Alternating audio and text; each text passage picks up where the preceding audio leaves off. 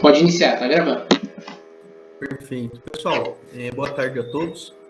Hoje vamos receber a professora Juliana para mais uma palestra no CS Lewis Talk. Hoje é a nossa reunião sobre o último capítulo do livro do C.S. Lewis, Os Quatro Amores, né? A Evelise já trouxe uma palestra falando sobre o amor à afeição, né, Evelise? A Moira trouxe uma palestra sobre amor à amizade. E o João e a esposa trouxeram uma palestra sobre o amor eros. Todas essas palestras estão no nosso canal do C.S. Lewis Talk no YouTube, ok? E a reunião de hoje, como sempre, será gravada e depois disponibilizada no nosso canal do YouTube. Sem mais delongas, né? Vamos aí passar a palavra à professora Juliana Pessalácia. Eu sempre confundo o nome da Juliana. É quase que ofensivo, porque tem um ano que a gente já está caminhando junto, né? E eu ainda erro o nome da Juliana. Mas, Juliana, muito obrigado pela disponibilidade. A Juliana é professora no curso de enfermagem da UFMS, né? Se você quiser se apresentar mais aí, a Juliana está em Três Lagoas, né, no Mato Grosso do Sul, professora da UFMS de Três Lagoas, tem desenvolvido diversos projetos dentro da UFMS, né? E tem atuado aí como tem sido uma cristã atuante no meio cultural da sua cidade, né? Participado de muitas coisas. E é um orgulho para a gente. Juliana, a palavra está contigo. Se você quiser se apresentar melhor do que eu consigo fazer, ok? E pode começar a sua palestra. Lembrando que hoje a Juliana vai falar sobre o amor e caridade. Depois da fala dela, nós vamos ter um bate-papo, uma conversa. Ok? Juliana, você está com a palavra. Muito obrigado, viu? Obrigada, David. Eu que agradeço, né? É um prazer estar aqui conversando com vocês, com esse grupo aí que já temos construído aí uma amizade, né? Agradeço. Eu sou uma entusiasta, na verdade, de C.S. Lewis, não sou uma especialista, né? Como vocês podem ver, trabalho na área da saúde, mas eu também trabalho com ética, né? Então, acabo, de alguma forma, né, me aproximando mais dessas questões das humanas também. Sou docente aqui na UFMS, na verdade, eu estou mais aqui na UFMS, eu atuo no curso de medicina, né? E na enfermagem só na pós-graduação, David. Na graduação eu não estou mais, já tem algum tempo, estou mais aqui na pós e na medicina. Então, eu vou projetar aqui para vocês, tá? Meus slides são bem simples. A gente vai conversar um pouquinho, vou tentar trazer as ideias aqui sobre o capítulo, para que a gente possa conversar mesmo, acho que para a gente fazer um bate-papo. Deixa eu colocar aqui para vocês.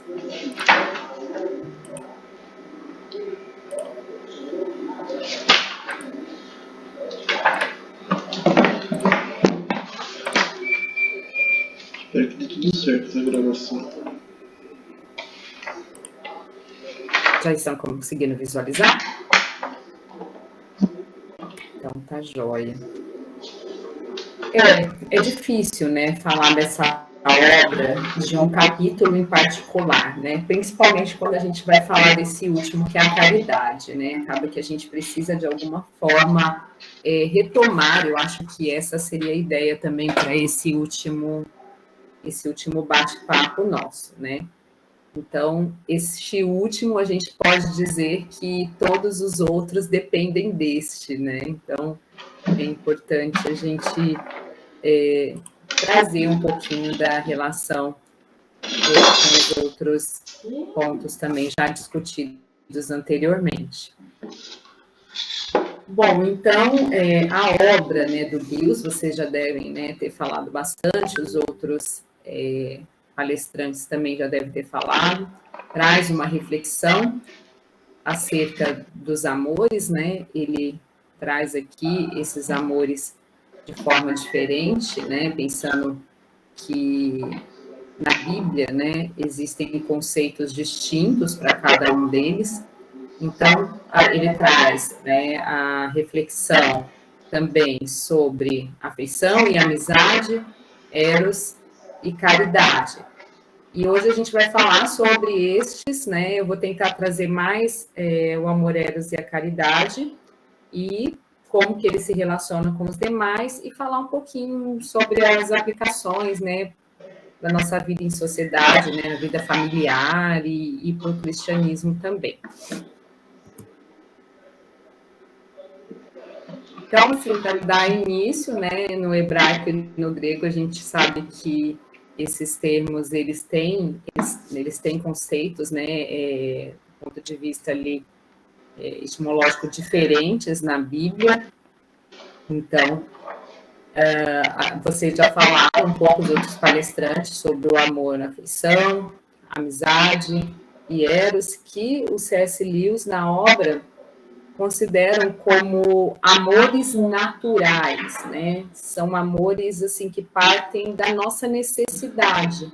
Nós, seres humanos, temos, né, essa necessidade, né, de ter essas relações com os outros. Nós temos uma necessidade física, emocional, intelectual, né? A gente precisa desse relacionamento com os outros, né? Então, por isso que eles são amores naturais.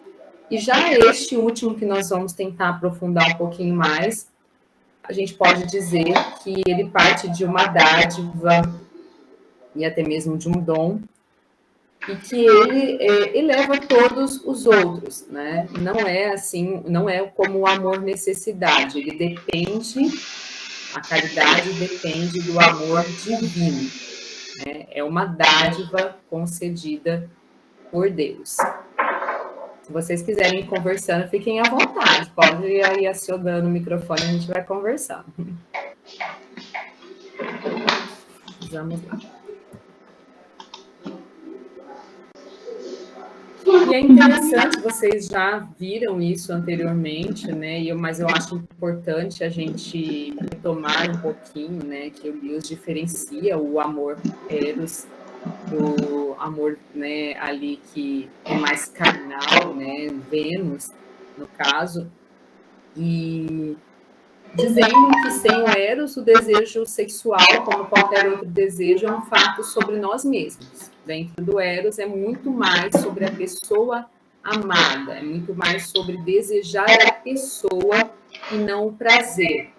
Então, isso a gente já consegue ver, né, essa diferença, né, daquilo que muitos vão dizer aí do amor carnal, né, mesmo aquela questão de desejo que hoje é muito comum, né? Hoje a gente fala de amor e as pessoas logo já pensam nessa questão, né? Mais de prazer mesmo, né? E enquanto que o amor eros na Bíblia, ele é bem diferente do amor Vênus. Daí o Lewis vai dizer que a amizade poderia ser um tipo de eros, né? Mas quando, por exemplo, um homem e uma mulher começam a ter uma amizade muito próxima, né? E a amizade se torna eros, né? Ela passa a não admitir mais um terceiro, né? Então, se alguém inicialmente era seu amigo em sentido profundo e pleno, né, e se revelar gradual e repentinamente também seu amante, certamente não vai querer dividir com um terceiro. Então, começa já aquela questão de não querer mais dividir, muda ali o teor da amizade, né? Eu achei bem interessante também essa parte que o Lewis traz. E no casamento, né, é interessante também, o Lewis traz muito que o amor eros, ele não se mantém da mesma forma desde o início. Eu acho bem interessante quando o Lewis traz, né, que o velho eu, que é aquele que idolatra o eros, né, ele começa, né, a ser resgatado, né? O velho eu, logo que se mostrava morto, ele aparece, né? O Lewis vai dizer. Então, seria uma expectativa que não é exatamente o que o eros representa. Então, a pessoa, ela acredita que aquela coisa toda junta, né? De aquela coisa de atração, tudo aquilo junto, né? Ele vai continuar da mesma forma que foi do começo. E quando isso não acontece, a pessoa coloca a culpa no Eros, né? Então, na verdade, a culpa é do Eros, tá? O amor acabou, né? Então, eu acho muito interessante essa passagem aqui do livro que o Lewis traz, né? Que em relação ao amor Eros, ele faz os votos como um padrinho, né? E somos nós que devemos cumpri-los. Somos nós que devemos nos esforçar para que nossa vida cotidiana se aproxime cada vez mais do que nos foi mostrado de relance, né? Então, eu acho muito interessante ele trazer essa percepção de que no começo, né, é como se o Eros estivesse ali para provocar tudo aquilo e aquele sentimento e te levar ali para o casamento e depois, agora depende de você, né? Agora você, o casal, precisa se esforçar a cada dia para cada vez, né, se aproximar mais do que o amor Eros nos mostra. Bom, agora já entrando, né, propriamente no tema, e eu acho muito importante a gente falar, né, que os amores naturais, esses que nos são necessários para viver, para se relacionar, né, esses que a gente precisa, a gente sente falta mesmo, né? Todos nós queremos ter, né, a amizade, né? A gente tem necessidade disso. Né? Quando a pessoa ela se isola totalmente para se proteger, na verdade ela está se prejudicando, porque faz parte da nossa natureza, por isso que eles são naturais mesmo. Mas, né, o que a caridade vai nos dizer, que podemos dizer aí que é o amor mais, o mais superior aí dessa hierarquia de todos, se é que existe uma hierarquia, mas ele é superior a todos os outros. Somente a caridade, que representa o amor divino, é que vai poder, né, fazer com que a gente cumpra devidamente os papéis dos outros amores. A afeição, a amizade e o Eros, né? Porque o que o Lewis traz para a gente? Que a gente, o amor da caridade, ele vem em socorro do mero sentimento. Como eu disse, essa coisa natural de eu sinto necessidade, é uma coisa muito de sentidos, né? Então é aquilo que eu preciso, minha questão emocional. Eu tenho que ter um amigo para confiar, eu tenho que ter, né, alguém, um parceiro. Né? É natural as afeições que a gente precisa ter no dia a dia, mas se a caridade, né, não vier, né, em socorro aí, né, desses amores, do mero sentimento, né, não será possível eles, né, cumprirem seus papéis, que eles, né, mantenham a própria doçura, como o Lewis diz. Né? Então, a caridade é que faz, né, através do amor de Deus, com que os outros amores cumpram os seus papéis. Então, a caridade ela é esse amor absoluto, a gente pode dizer que é o amor original, né? E Deus nos convida a transformar esse amor natural, que é esse amor de sentimento, né, de sentidos, de necessidade, em um amor absoluto, né? Então, aqui eu vou ler uma passagem do livro do Lewis, né? O convite para transformar nossos amores naturais em caridade nunca é omitido. Ele é provido pelos atritos e frustrações com que nos deparamos com que deparamos em todos eles, o que é prova inequívoca de que o amor natural nunca será suficiente. Inequívoca, isso é, se não estivermos cegos pelo egoísmo. Então, essa passagem aqui do livro é muito profunda, né? Porque vai nos dizer que como que o amor, a caridade vai se aperfeiçoar em nós, né?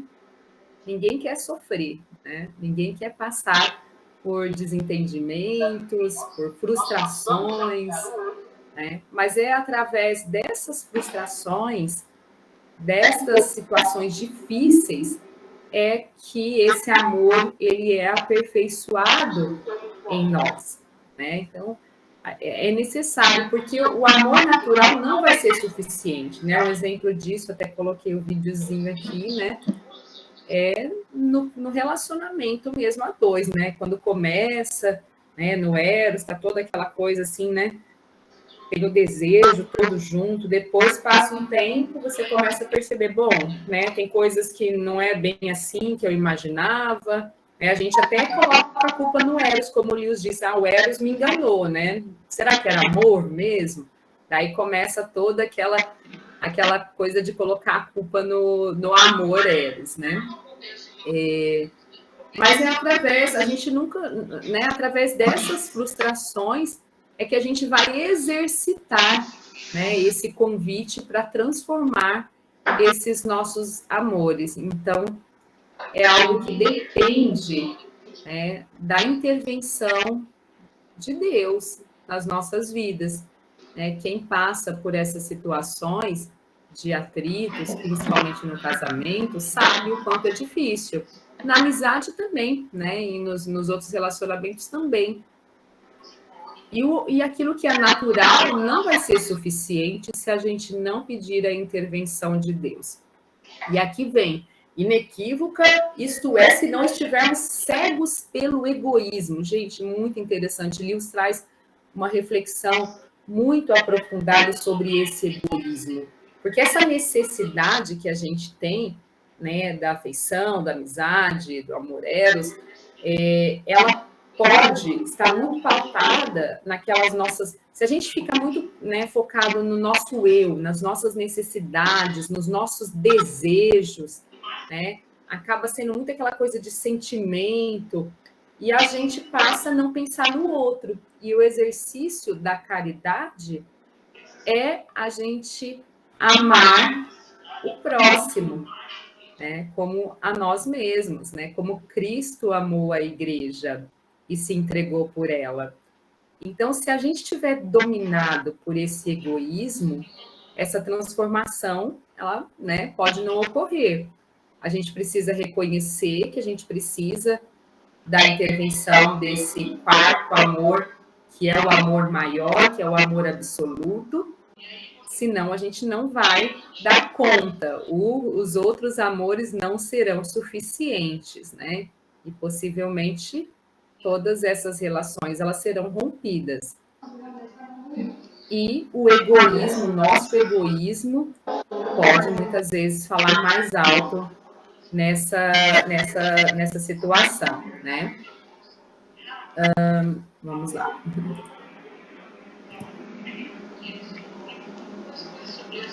Então, a transformação, né? Essa transformação, ela exige paciência, tolerância, perdão, né? E não usar os amores naturais de forma absurda, que é o que eu acabei de falar para vocês, né? Se a gente, porque esses amores, eles partem da nossa necessidade. E daí, quando essas necessidades não são atendidas, a gente acha que agora, né, tudo terminou. Então, essa transformação, ela passa aí por a gente realmente colocar aquilo que é aquele atrito, aquela dificuldade nas mãos de Deus. É Ele que vai poder intervir e aperfeiçoar, né? Então, o Lewis traz uma passagem que ele fala, né, que seria como um jardim, né?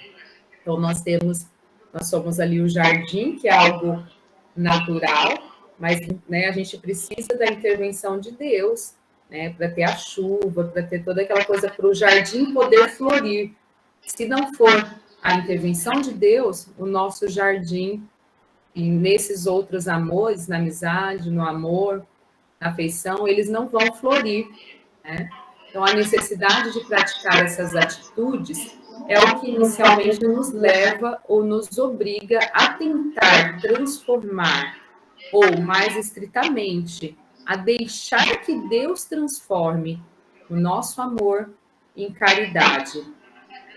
Então, né, esses aborrecimentos e dificuldades que nós passamos na vida, eles passam a ser benéficos, porque somente através deles é que a gente pode exercitar a paciência, a tolerância, o perdão e principalmente aí colocando tudo nas mãos de Deus, pedindo que Ele transforme, né? Quando a gente fala assim, Deus, né, me dê mais paciência, mais tolerância.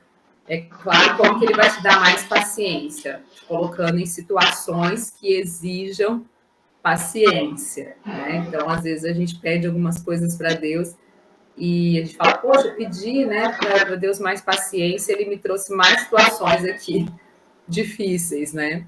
Mas é exatamente com as dificuldades que nós vamos exercitar.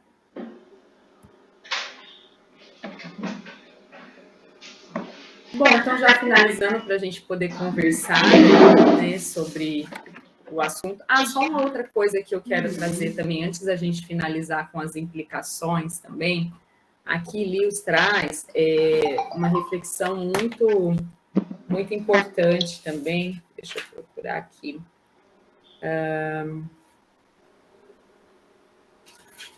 Uma reflexão baseada na obra de Agostinho, né, em Confissões. E ele vai trazer a questão de que a gente deve, né, que o nosso coração, vamos dizer assim, quando a gente coloca o nosso coração em qualquer outra coisa, Fala aí, professor. que não seja Deus, nós podemos nos frustrar. Bom demais, professor. Tu mandas. Então, é no sentido de que Deus deve vir em primeiro lugar, porque é a partir dele que esses outros amores são aperfeiçoados. Daí ele traz essa reflexão muito profunda, né, que nos faz pensar, né, naquelas situações que tudo a gente que é mãe, né, a gente fala assim, nossa, eu nunca senti tanta preocupação na vida até eu ter um filho, né? E de fato, daí a gente começa, as pessoas que têm os relacionamentos, por exemplo, depois que começou a ter um relacionamento, deixa os amigos, nunca mais conversa com os amigos, parece que passa a ser só aquela pessoa o foco de tudo, deixa de ir na igreja, né? Então tem toda aquela situação que a gente precisa colocar Deus acima de tudo, né? Porque senão nós estamos sujeitos às frustrações, porque é somente através do amor dele é que nós não vamos nos frustrar. Então, achei bem interessante essa reflexão que ele traz também. Então, já finalizando, a gente pode ver que a caridade acompanha todos os outros amores que foram discutidos, e que o nosso grande desafio como cristãos é amar semelhante a Deus, né? Então a gente fala, poxa, jamais eu vou ser capaz disso. E daí nessa relação da gente buscar, da gente praticar, mas acima de tudo, colocar isso nas mãos de Deus, é que o amor de Deus vai nos aperfeiçoando, né? Então, quando a gente diz, eu não tenho condições, Deus tem que fazer em mim, mas daí a pessoa também já não coloca em prática isso em nenhum momento, como se Deus fosse, né, simplesmente levar ela a fazer alguma coisa sem que ela tomasse uma atitude. Então, ao mesmo tempo, nós exercitamos, nós buscamos, e é Deus que está nos aperfeiçoando. Então, nós precisamos nos dispor, né? Tem gente que fala assim, olha, eu não vou ajudar o próximo, eu não vou me envolver, porque eu só faço aquilo que Deus me manda. Então, muitas vezes a pessoa deixa de fazer algo, né, pelo próximo, de se envolver. Daí, quando a gente vai falar, assim, em uma obra aí na igreja, em algo que realmente é para, né, levar mais amor para o próximo e atender também as necessidades dele. A gente fala, não sei, eu não sei. Claro que a gente tem que orar, tudo que a gente for fazer, a gente colocar nas mãos de Deus, mas a gente precisa colocar em prática. Porque é com a prática Eles vão entrar com liminar. que Deus vai nos aperfeiçoando.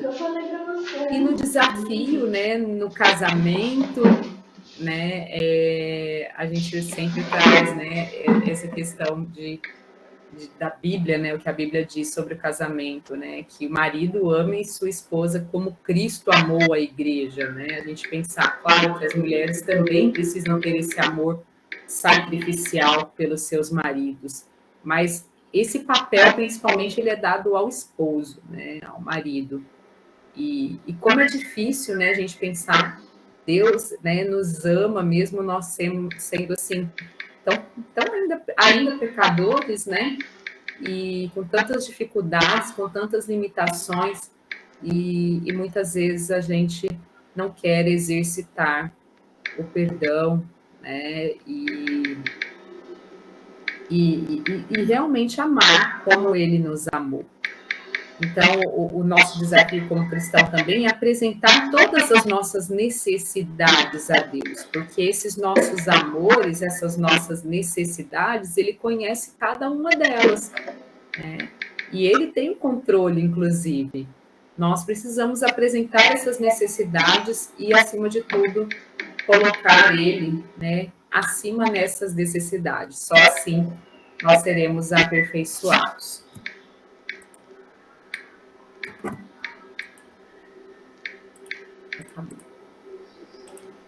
Gente, já terminando aqui, para a gente poder conversar um pouquinho sobre a apresentação, sobre as percepções de vocês também sobre o livro. Maravilha. Muito obrigado, Juliana. Vocês conseguem me ouvir? Tá tranquilo? Sim. Tá tranquilo, Laís? Beleza, você ainda tá aí? Sim, tá tranquilo. Professor Onof, obrigado por participarem. Bom, alguém tem alguma colocação? Juliana, primeiro agradecer a sua fala. Eu acho que você matou bem, né? A gente finalizou o último capítulo justamente é o capítulo que dá sentido, é o modo de amor que dá sentido aos modos de amar de maneira mais equilibrada e mais coerente, né?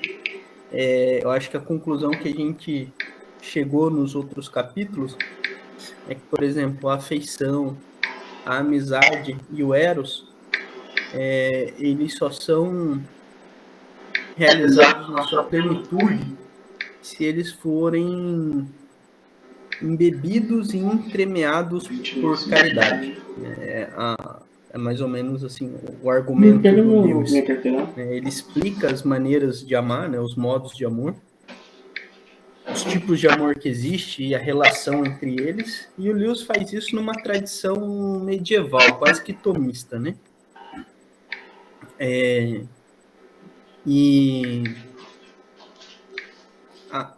Ele argumenta que esses amores eles só são realizados na sua plenitude devido à caridade. Se não for a caridade, essas maneiras de amar, por exemplo, um relacionamento, uma afeição, no caso, por exemplo, da afeição, o amor de uma mãe para um filho, por exemplo, acaba se tornando uma idolatria. O amor entre um casal acaba se tornando um ídolo. Né? Ou a mulher se torna um ídolo do homem, ou o homem se torna um ídolo da mulher. Então, a caridade é o que coloca a casa em ordem. Né? Pessoal, alguém gostaria de comentar alguma coisa? A gente... David, só completar isso que você disse, e assim, a gente usa muito, né, a questão, por exemplo, do catolicismo romano, a questão da caridade, né, e ela fica muito mais, né, e a Bíblia vai nos dizer, hoje mesmo na EBD a gente estava conversando sobre isso, né, sobre você se aperfeiçoar por meio das obras. A própria Bíblia nos chama a atenção de que as obras, elas são necessárias, mas é Deus que nos aperfeiçoa nessas obras. Então, essa é a verdadeira caridade, né?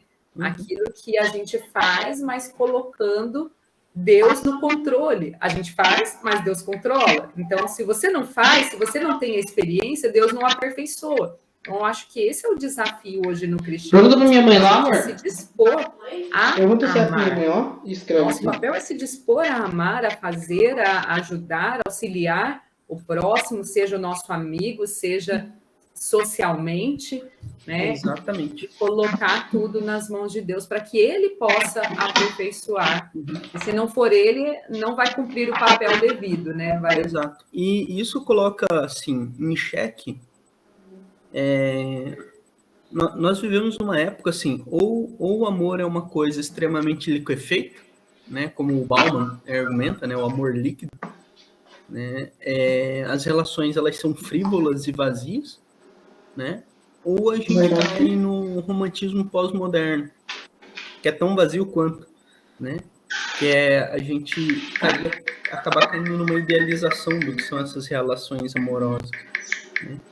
Eu acho que o ponto principal é que o amor, por exemplo, no caso do amor eros, por exemplo, ele é sempre uma escolha diária para uma ação. Estudante em qual programa? Ah, já falou, né? A gente sempre escolhe amar. Na verdade, todas essas relações, né, de amor, a afeição, a amizade, né, e o eros são escolhas, né? Assim, escolhas no sentido de, no caso da afeição, é uma coisa que você nasce dentro de uma família e no caso, por exemplo, a mãe, ela ama o filho antes mesmo do filho vir a se concretizar. Então, acho que quando a gente pensa em relação a construir uma família, nós temos uma afeição por aquilo que vai vir a se tornar antes mesmo disso se concretizar. E é mais ou menos essa expectativa que faz a gente, por exemplo, caminhar para construir essa família. Um homem procurar uma mulher, né? Realizar esse amor eros, construir uma cultura familiar para poder receber essas crianças, né? Mas ainda assim existe uma dimensão de escolha e de ação. É uma escolha que te move. É uma escolha que te move na manutenção disso. A amizade é a mesma coisa, né? Se você não luta pela manutenção da sua amizade, ela não vai sobreviver. Se você e o seu esposo, né, com todas as tensões que existem na vida, se vocês a cada dia não tomam uma decisão e escolhem amar um ao outro, e não lutam, ou seja, não agem em direção a esse amor não se concretiza, né? Então, acho que um outro aspecto é assim,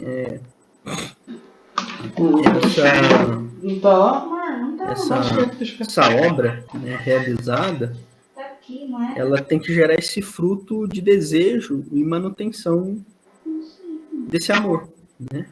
Dessas formas de amar. É uma questão assim de realmente de você buscar aquilo que o outro precisa, né? Por quê? Porque a maioria dos outros amores, eles são por necessidade, eles podem se tornar até egoístas, né? Então, no amor eros, né? Tem um exemplo assim, quando o Lewis diferencia o amor eros do amor Vênus, né?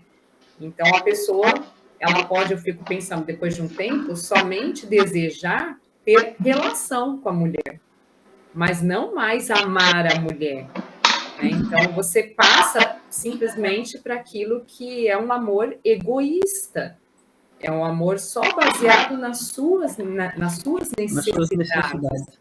E é isso exatamente que a caridade faz, ela vai transformar, né? Deus transforma o nosso egoísmo, a ponto da gente pensar, poxa, amar o outro como a nós mesmos, né? O próximo como a ti mesmo, como isso, é difícil, né? Isso é o que dá uma profundidade para a gente não confundir amor com paixão, né?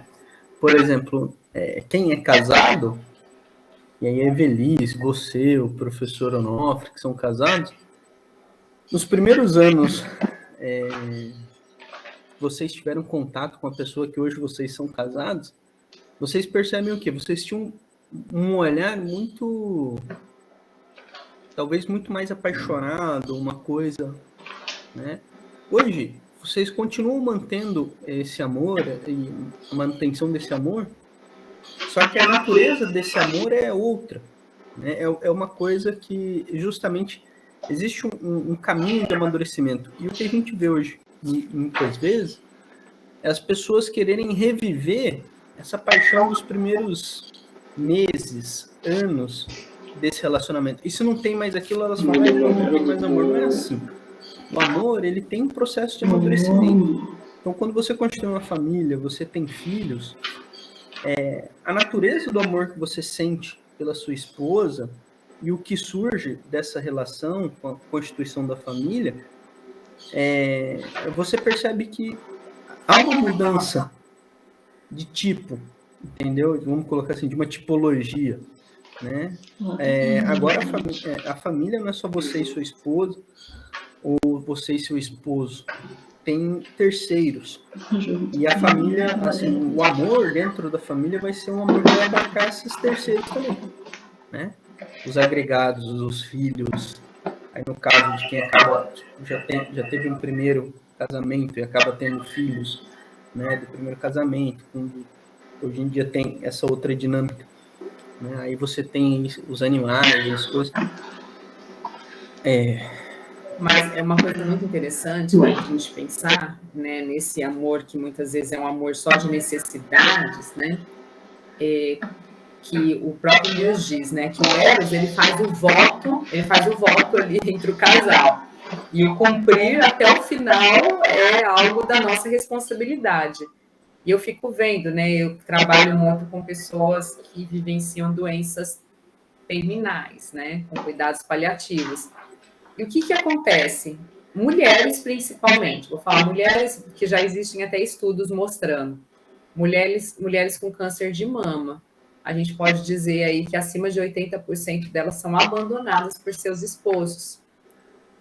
E daí é que a gente consegue perceber que esse amor, esse voto, muitas vezes, ele não vai ser cumprido, né? E que era um amor só de necessidade. Hoje a gente tem também outras necessidades, parece que o amor ele vira um negócio, né? Assim, olha... Nós temos uma mudança de visão sobre o que é o casamento, que eu acho que assim, inclusive nós comentamos hoje na EBD dos jovens, aqui da igreja, sobre a distinção entre aliança e contrato. Então hoje o casamento é contrato, não é aliança. A manutenção de um casamento a partir de uma aliança, né? Obviamente, os evangélicos não vão acreditar que o casamento é um sacramento, né? Mas a visão católica com relação ao casamento como um sacramento coloca também muito mais peso no que é o casamento, né? E assim, peso quando eu digo muito mais seriedade, né? Mas a visão de aliança é de outra, assim, de uma natureza completamente outra com relação ao contrato, né? Sim, tá com um aviso aqui de que a chamada vai terminar. Isso, 10 minutos. Acabou de aparecer aqui para mim. Vai completar 1 hora, mas eu acho bom a gente também não passar de 1 hora, nossas reuniões estão nessa média, né? Tá sendo interessante. Sim. Pessoal, alguém quer comentar alguma coisa? Fazer alguma pergunta? Olá, professor, pode falar. Juliana, desculpa ter chegado atrasado, tá? Muito enrolado aqui, né? Eu vou usar uma palavra sua. Eu gostei do fundo, professor. Em São Paulo, capital, tá legal? Talvez você já saiba. Existe em São Paulo um Hospital da Mulher, né? É esse o nome oficial, Hospital da Mulher. No entanto, se você perguntar para alguém, né, onde fica o Hospital da Mulher, dificilmente o cara vai indicar, ele não sabe. Agora, desculpa a palavra mais uma vez, porque só vou usar a palavra sua porque é usada lá e é o que eu vou fazer a crítica, né? Agora, você falar onde fica o Bucetão, aí o pessoal indica. Então, você veja que culturalmente, você já reduzir a mulher a um órgão genital, olha a cultura que você já está introjetando, né? E isso vem desde criança, né? Quer dizer, olha a redução que se faz da mulher, né? Então, já culturalmente, né? Então, o problema que se tem. Então, realmente, quando a mulher, né? Quando os seios, né, são afetados, olha o que a pessoa traz. Não trouxe companheirismo, não trouxe a necessidade da luta juntos, de vencer e de tudo, né? Mas traz o quê? Uma parte está sendo perdida. O cara vai ver como perda e não como a necessidade de construir juntos uma outra coisa em um outro momento, né? Então, eu acho que isso é uma coisa que precisa ser trabalhada, né? Nas igrejas e independente disso, nas culturas, né? A gente, eu acho que como professores na universidade, né? Independente de crença for ou de nem crença, né? Não necessariamente, mas, poxa, por respeito, né? Respeito ao outro, certo? Então, só isso, dá uma complementada, porque realmente é o que você falou, né? Então, eu não sabia que o índice era tão alto quanto isso que você falou, né? É muito maior do que eu imaginava, certo? Mas olha a base que a gente tem que ir para onde está levando. Muito interessante isso que vocês estão comentando. A minha mãe, ela teve câncer de mama e uma das demonstrações mais belas que eu vi foi o meu pai cuidando dela. Acho que isso é uma demonstração de carinho e afeto que vai além da visão de qualquer outra coisa de amor que a gente pode ter.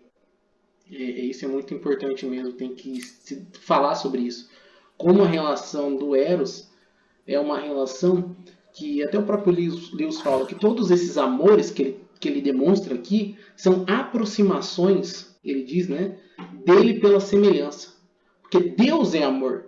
Então todos os amores que nós temos naturais são aproximações do amor que é o próprio Deus ali, né? E aí ele acrescenta, falando que há momentos na nossa vida que somente uma dádiva, e aí que entra um ponto interessante, que somente a graça de uma ação soberana de Deus agindo no coração do homem pode fazer isso. E aí eu entro independente se você é cristão ou não. Porque se você for imaginar que somente o cristão é movido pela graça, você está enganado. Porque na própria doutrina cristã nós temos a graça comum que corresponde a todos, que diz que se você é deixado a par de toda a existência de quem é Deus, porque o próprio apóstolo Paulo diz nele, vivemos, movemos, existimos, seria uma coisa totalmente deturpada. Mas graças a Deus, pela graça comum e pelo agir de Deus que sustenta todas as coisas, nós podemos dizer, o amor dádiva é visível na realidade, né? Mesmo nos não cristãos, vamos dizer assim, né? E nós cristãos também correspondemos a isso, né? Muito bom. Juliana, a gente está indo aqui para 5 minutos mais ou menos do fim da nossa transmissão, ok? Você tem alguma palavra final? Só falar para a gente poder seguir para nosso encerramento. Só quero agradecer mais uma vez aí a iniciativa do grupo, né? É um prazer. A gente tem uma vida muito corrida, né? E a gente precisa se organizar, e esses são momentos de prazer mesmo, da gente meditar nas obras do Lewis, e ao mesmo tempo, né, a gente está meditando na palavra de Deus ao mesmo tempo, né, David? A gente sempre, como cristãos, a gente pensa, o domingo é um dia dedicado ao Senhor, a gente fala, poxa, a gente vai fazer grupo de estudos. Eu já vi gente falando assim, grupo de estudos no domingo? Poxa, mas o que a gente estuda aqui, né, tem tudo a ver com aquilo que, né, a gente está se aprofundando numa reflexão prática da palavra de Deus, né? Então, é um prazer poder fazer isso. Eu gostaria, assim, de conseguir participar mais. Daí a gente tem as atividades da igreja também, às vezes a gente não consegue. Semana passada a gente tem o nosso churrasco no domingo, que ocorre uma vez por mês, e a gente também precisa, né, compartilhar com os irmãos esses momentos também, mas é maravilhoso, né, poder ler as obras do Lewis e compartilhar com vocês aí, né, que a gente já tem algum tempo estudado juntos aí as obras do Lewis. Só parabenizar vocês. Obrigado, Juliana. E lembrando que, assim, para mim não é necessariamente um trabalho, né, é um momento de confraternização e compartilhamento. Então, não encaro isso como um trabalho. Apesar das vezes, por exemplo, que nem hoje, eu dormi um pouco a mais, né? Aí a Evelise me cobriu aí muito bem. Muito obrigado. Bom, enfim, eu gostaria muito de agradecer a todos, agradecer a Juliana, agradecer a participação de todos. Lembrar que mês que vem vamos receber o professor Márcio Vasconcelos, da Unigran Rio, né, que tem trabalhado com Lewis e a relação da literatura com a teologia, né? E nós vamos receber esse ano o professor Márcio, a professora Gabriele e o professor Carlos Caldas, que são especialistas aí no Lewis, eles estão super empolgados com as nossas atividades, e o próprio grupo vai se alimentar ali com os nossos estudos, né? E eu estou tentando aí, semana passada ou retrasada, eu não consegui fazer com a Moira, mas a gente tem uns estudos aí de uns livros específicos, né? E para a gente poder fazer vídeos mais curtos, semanais, né? Para alimentar o canal e para também a gente conseguir atingir mais pessoas. Pessoal, muito obrigado. João, eu peço aí que depois você encerrar, você salva o vídeo e envia o link para mim para eu subir para o canal. Mas, mais uma vez, muito obrigado, Juliana. Muito obrigado a todos que participaram, tá? E até breve a todos. Tchau, tchau. E um abração. Então, pessoal, abraço. Valeu, Juliana. Valeu, Tchau, Juliana. gente. Tchau. Valeu, Juliana. Obrigada. Beijo, tchau. Tchau. Vou encerrar aqui.